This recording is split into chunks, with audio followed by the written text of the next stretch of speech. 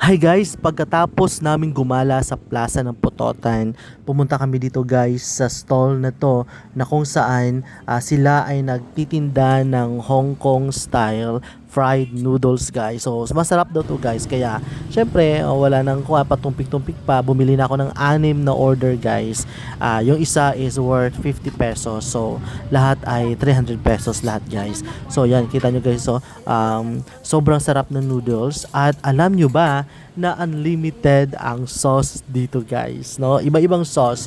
I think meron silang 5 or 6 na sauce dyan, no? So, yun guys, ang tapos sa fried noodles na yan guys ay is may siomai siya na dala yan na.